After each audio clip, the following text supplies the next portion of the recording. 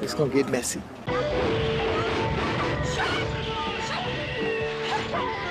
The Unseen Movie Marathon is back, and this time with the 1977 Japanese horror comedy House. The Unseen Movie Marathon is a series where I watch one movie I have not seen for each year between 1970 to present, then review it. If you want to check out all the movies I reviewed in the series so far, I put the links in the description just for you. Check it out. And make sure to like this video and hit the subscribe button to get weekly movie reviews from this channel. Now let's get into it. House is one of the weirdest movies I've ever seen. If the goal of the director was to get you to say what the F as many times as possible in an hour and a half, that director succeeded. It feels like every single scene in this film was written to throw you off guard. And it has so many different quirks throughout the film that just make you question your own reality. For one, the editing in this film is the most disorienting experience I've had in a long time. You never know what's going to pop up on screen, whether it's from the right or the left, or zooming really close on one character and then zooming out, and it transitions from live action and animation and sometimes even mixes animation. Then there's moments where there's stop motion, and all this is done in such a rapid pace. At a certain point, when I realized this movie was just not going to follow normal conventions of filmmaking, I just gave myself into it. And because of that, I had a great time. At the start of the movie, it did not feel like a horror movie at all. Actually, it leaned very heavily into the comedic aspects of the film, and the horror elements come on much later on. The comedy in the movie is very slapstick and other times very surreal. Things just happen out of nowhere. Like a clothed bear sitting in a restaurant eating, which is never explained and never brought up again. The basic premise of House is that a young schoolgirl named Gorgeous and her 6 classmates go to her aunt's countryside home, which just so happens to be haunted. I'm a little bit concerned now.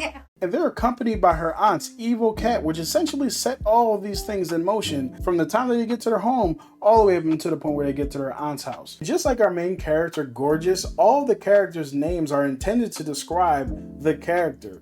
There is no way that you can misconstrue what this character is about. Fantasy spends her days and nights fantasizing about Mr. Togo, her teacher. But that's a story for another day. Then you have Mac, whose only motivation is her next meal.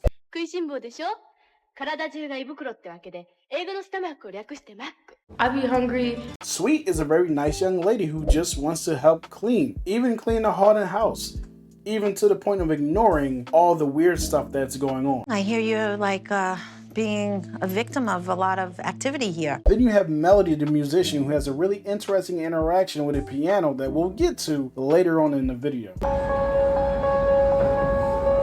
we're not there yet. My favorite of Gorgeous's classmates, which is Kung Fu, who's essentially the bodyguard for all of her other classmates and is ready to fight literally anything at the drop of a dime.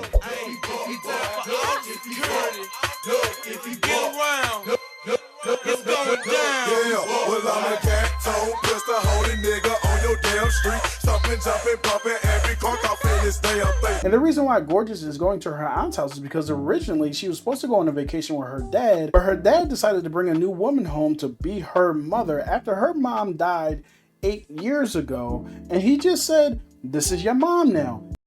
I beg your pardon? And she said, "Deuces, I'm out." Her 6 classmates were actually supposed to go on a trip of their own through the school, but once that got canceled, they decided to tag along with Gorgeous. Mr. Togo is also supposed to join him on this trip, but he gets derailed by that evil-ass cat and ends up on one of the weirdest adventures to get to the aunt's house. We will talk about Mr. Togo's journey a little later in the video because it must be addressed. But we're not there yet. The girls start their journey by train, and on the train, Gorgeous tells the story of her aunt, and we go from modern cinematography, at least at the time of the 70s, to animation to seemingly 1940s cinematography, all in the span of about 5 minutes. Her aunt lost the love of her life during the war, but still believes that he's alive, and she's still waiting for him to come back, which is very important to the reason why she accepted Gorgeous's request to come and for her 6 classmates to come. We'll get to the reason why this is important a little later. But we're not there yet. We finally make it to Auntie's house after catching a bus and a little bit of walking, and immediately, as soon as they arrive to her aunt's house, things get weird.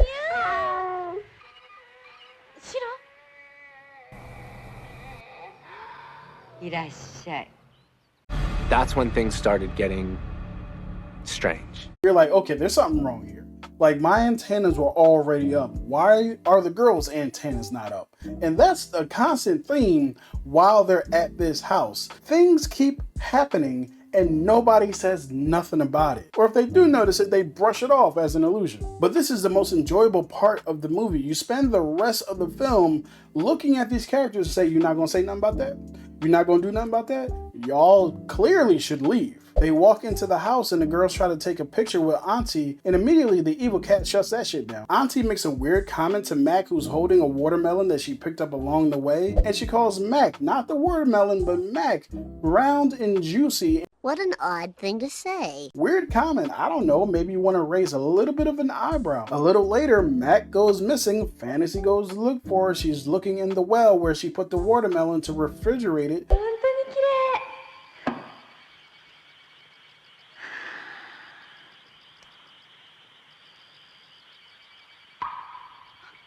Oh my God, is that her?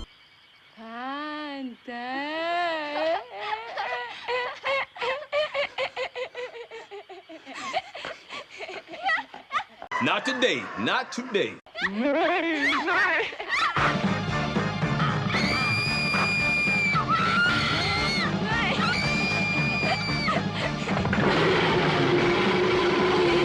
Absolutely not. So after Mac's decapitated head bites you in the ass, you didn't think, you know what, it's time for me to go. Nope, the girls go back to check if Fantasy saw what she thought she saw, and they pull it up and it's the watermelon again, so they think she's crazy, and they bring the watermelon back into the house to eat and share with everyone. And all of a sudden, you hear Mac's voice in the watermelon. Oh yeah.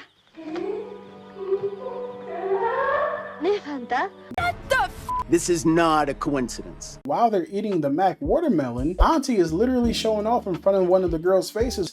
Auntie shows off one of Mac's little eyeballs in her mouth. Nigga, did you know that I can see you? And this little girl's like, that's weird. And they just keep moving on. You don't find that suspicious? And after they're done eating the watermelon, one of the girls goes to look for Mac again. Auntie wants to help, so she just stands up out of her wheelchair and just starts walking.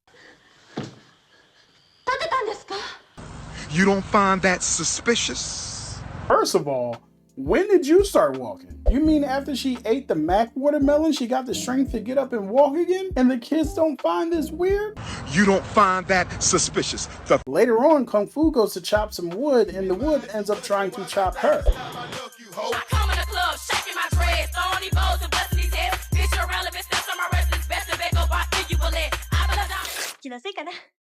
Really? No, ma'am, it was not an illusion. You felt that. That was real. You ain't gonna ask no more questions? One of the classmates goes to take a bath. Something from the water goes up and touches her shoulder and reaches back down. She sees it. She's peeking. She looks at it. She's like, oh, maybe it was just an illusion. Come on now, dog.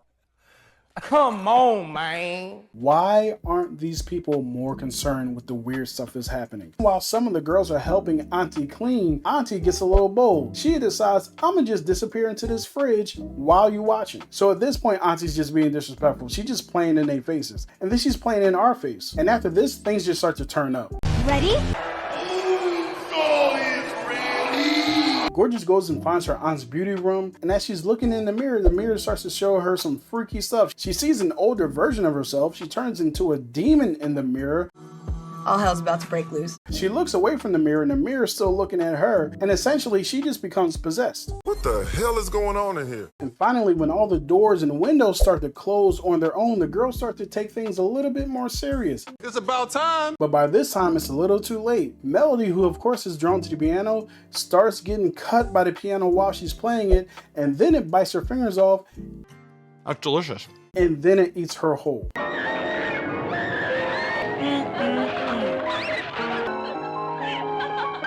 Delicioso. The homegirl sweets got beat up by some sheets, some covers, some pillows, and then got trapped into a doll. So Auntie has systematically taken out each girl one by one. And now we're back to the crazy horror house where Gorgeous's head pops out from the side of the screen, letting the girls know that her aunt is indeed dead, but she loved her husband so much that even though she died, her body lived on. This is crazy. And then she reveals this. ってね。お嫁入り前の女の子たちが来るとみんな食べてしまうの。その時だけ花嫁衣装が着られるの。It was time to go. And we all knew it. Gorgeous has been possessed, and now she's basically taking on the role of her aunt. And she's like, let me eat you so that my aunt can wear her wedding dress. No. Absolutely not. No. No. No. I said no. No. Absolutely not. That's a full-on no. No. No! So the girls fight back, and of course, Kung Fu starts throwing hands and feet. The direction of the fight is absolutely erratic. The editing is choppy, it's moving back and forth. Kung Fu and Possessed Goes Gorgeous get into the 1v1. Ain't nothing to talk about, ain't nothing to say. It's all right here, and I'm on your ass. Look, if you bought by, but you better come equipped. I got some shit I in my trunk, it's gonna make your body flip. Hollow tip, busting out the real soon. I like to fight. The remaining girls actually figure out that they need to destroy the painting of Blanche. And of course, Kung Fu is the first one to knuck if you buck and goes right towards that painting to destroy it. But she gets gripped up by the chandelier and they have a 1v1.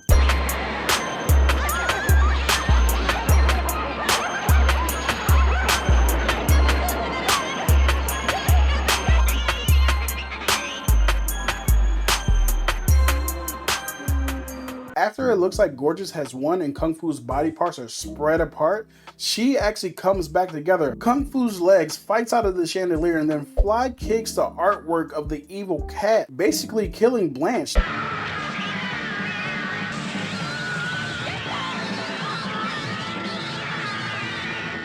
Nobody believed in me when I was coming up, but I made everybody a believer.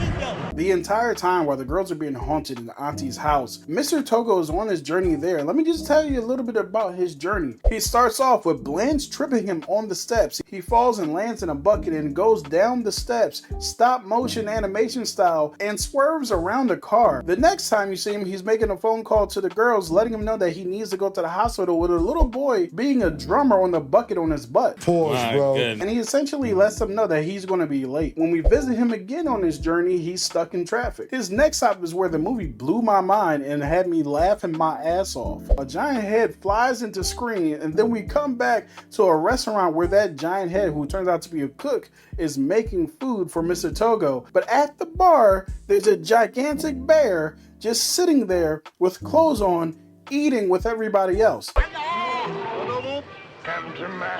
There's a lot going on. It's never explained. We never revisited it again. And I was just like, what the hell is going on? His final stop matches the insanity of his entire journey. He meets up with the watermelon guy at the beginning of the movie. And the watermelon guy is like, hey, do you like watermelon? He's like, no. Do you like bananas?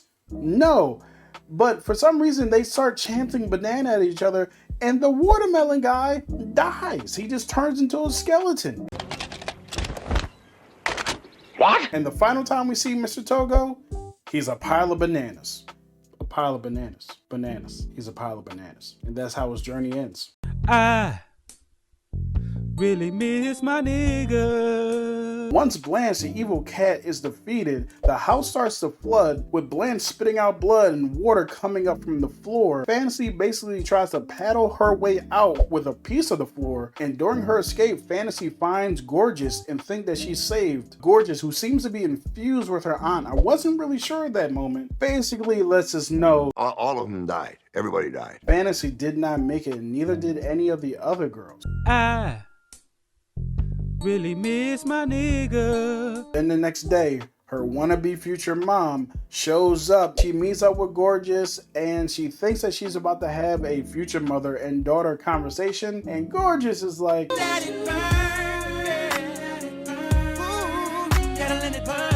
So with that being said, that's House from 1977. It's absolutely an insane film, and I'm so glad I watched it because I actually really enjoyed it. What's next for the Unseen Movie Marathon? I'll keep you posted on what the 1978 movie is going to be. I might even put a poll on the community tab, allowing you guys to vote on the 4 choices that I make for the 1978 movie. So with that being said, let me know if you've seen the movie House. What did you think about it? Did you find the insanity of the movie enjoyable? If you haven't seen it, are you going to go and watch it? Let me know in the comments. I'll talk to you guys next time.